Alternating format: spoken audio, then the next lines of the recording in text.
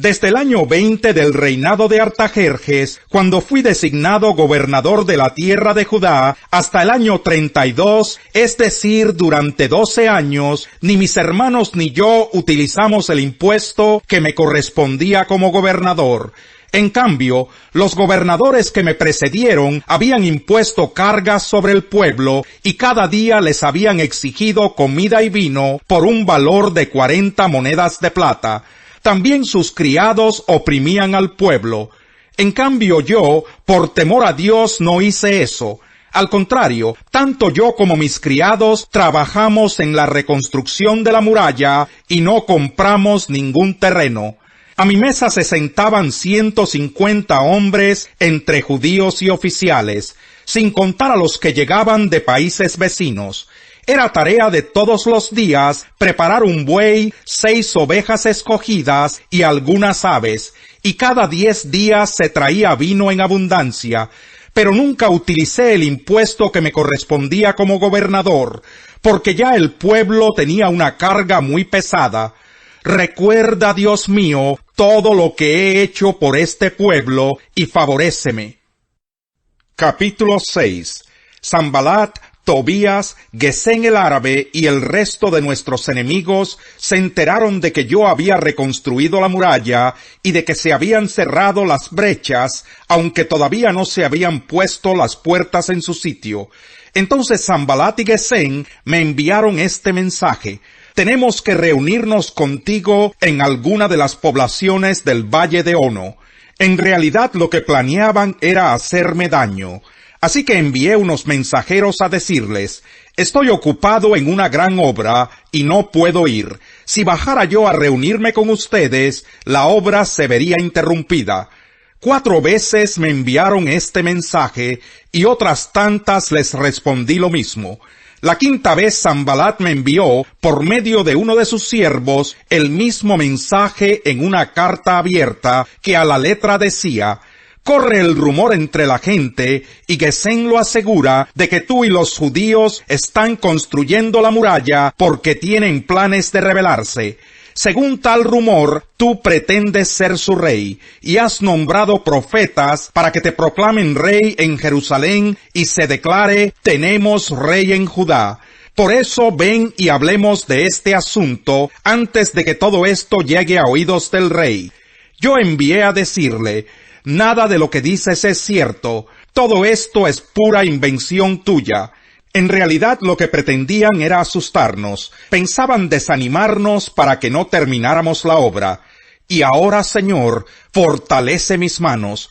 Fui entonces a la casa de Semaías, hijo de Delaías y nieto de Meitabel, que se había encerrado en su casa.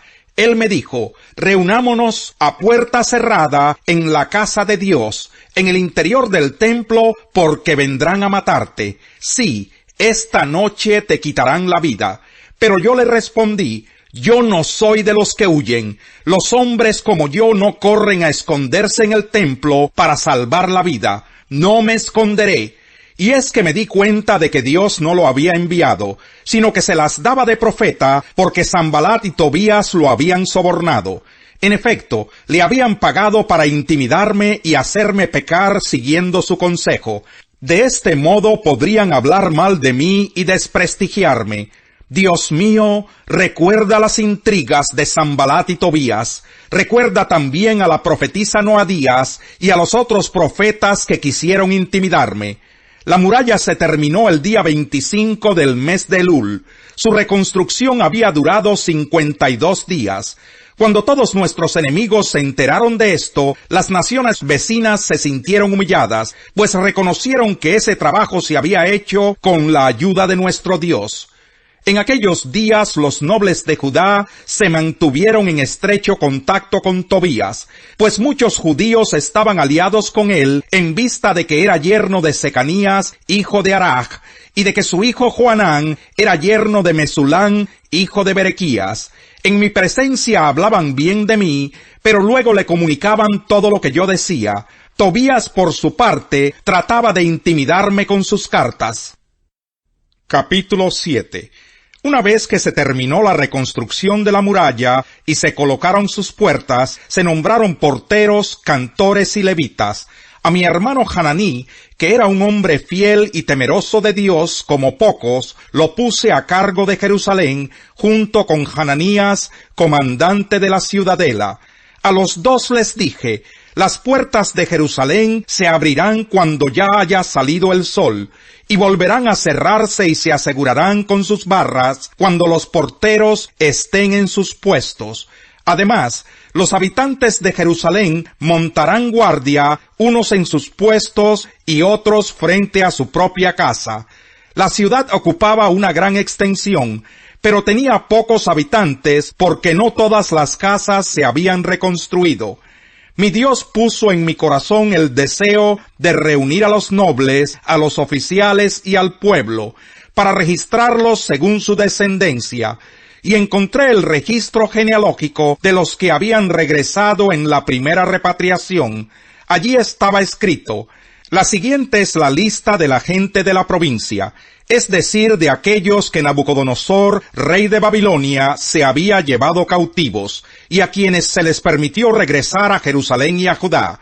Cada uno volvió a su propia ciudad bajo el mando de Zorobabel, Jesúa, Nehemías, Azarías, Raamías, Nahamani, Mardoqueo, Bilsán, Misperet, Bigvai, Nehum y Baná.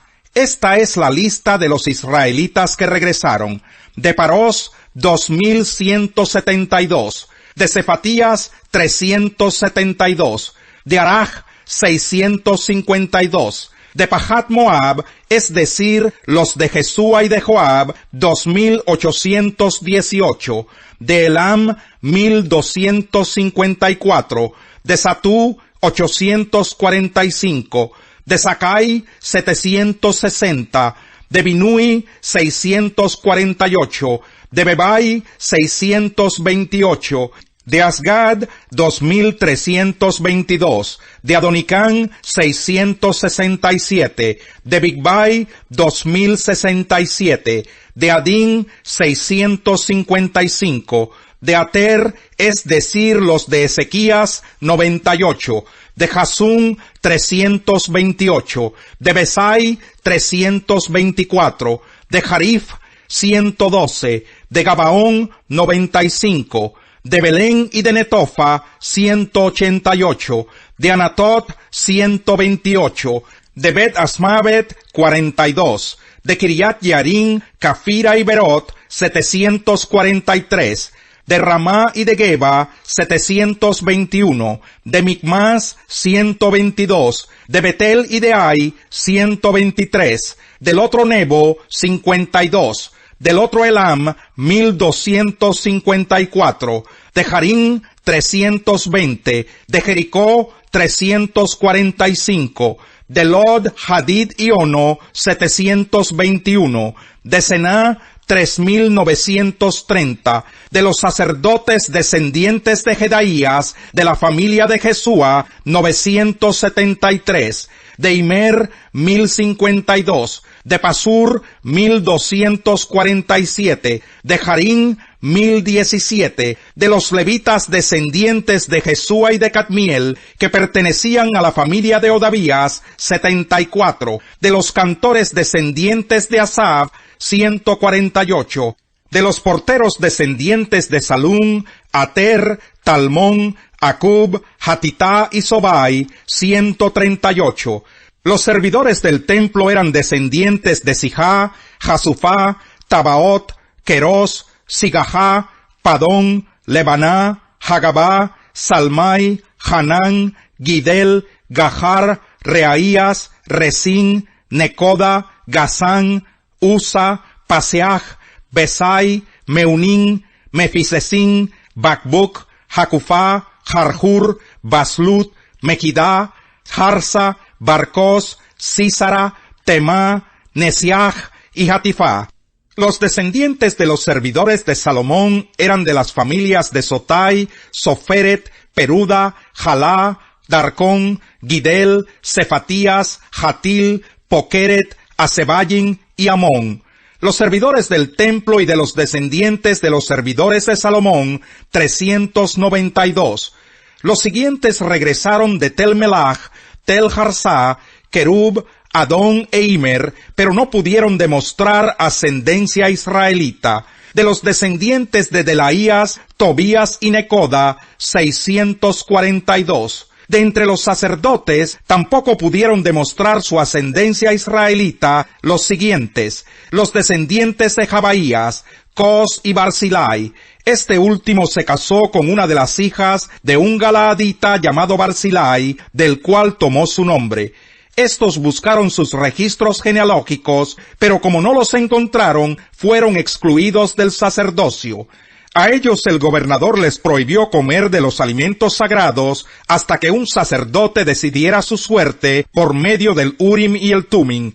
El número total de los miembros de la asamblea ascendía a 42.360 personas, sin contar a esclavos y esclavas, que sumaban 7.337, y tenían 245 cantores y cantoras. Tenían además 736 caballos, 245 mulas, 435 camellos y 6.720 burros. Algunos jefes de familia entregaron al tesoro donativos para la obra. El gobernador entregó al tesoro 8 kilos de oro, 50 tazones y 530 túnicas sacerdotales. Los jefes de familia entregaron 160 kilos de oro y 1.210 kilos de plata. Y el resto del pueblo entregó 160 kilos de oro, 1.100 kilos de plata y 67 túnicas sacerdotales. Los sacerdotes, los levitas, los porteros, los cantores, la gente del pueblo, los servidores del templo y los demás israelitas se establecieron en sus propias ciudades. Capítulo 8. En cuanto a lo sacrificado a los ídolos, es cierto que todos tenemos conocimiento. El conocimiento envanece, mientras que el amor edifica. El que cree que sabe algo, todavía no sabe como debiera saber. Pero el que ama a Dios es conocido por él. De modo que en cuanto a comer lo sacrificado a los ídolos, sabemos que un ídolo no es absolutamente nada, y que hay un solo Dios.